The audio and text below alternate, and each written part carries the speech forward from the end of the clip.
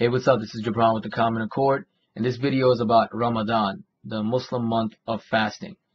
Muslims fast in the month of Ramadan for 30 days, and people who want to know where does this concept come from, what are its origins, and why Muslims practice it in the way they do. Ramadan, the word itself means, it comes from a root word that means like dry heat, like a heat, but in the sense of like real dryness, like in the sense of it being in a desert heat, scorching heat. It is actually a Muslim month in the Muslim calendar, Ramadan.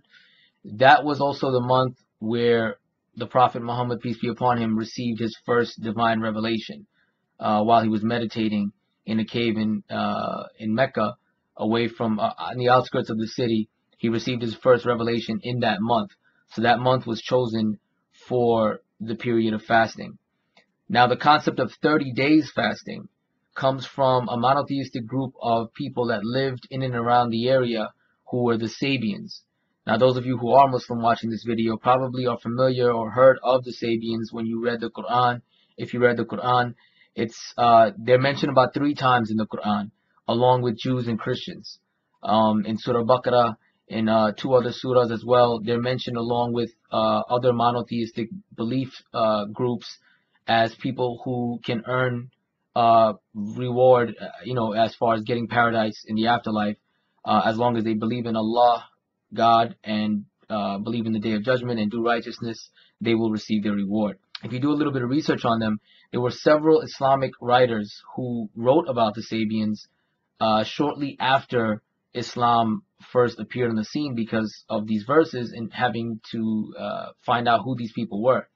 These people lived mostly in Iraq, modern day Iraq, in that area near Kufa, Basra, and those areas.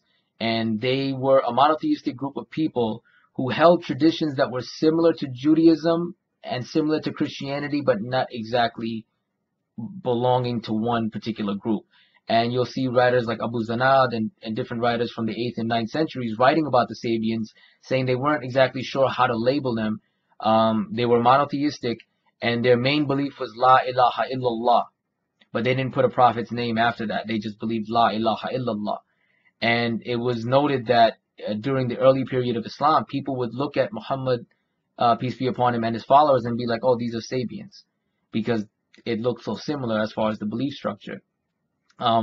Islam, however, as a religion, is a compilation of different monotheistic traditions put into one as to be made into a moderate religion.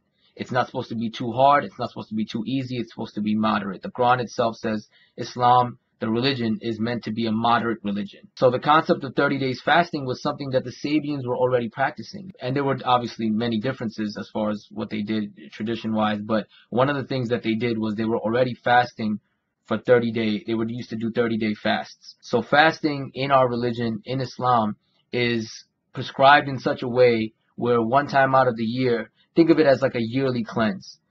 Praying daily prayers as a daily cleanse, every Friday Jummah prayer as a weekly cleanse, and Ramadan as a yearly cleanse.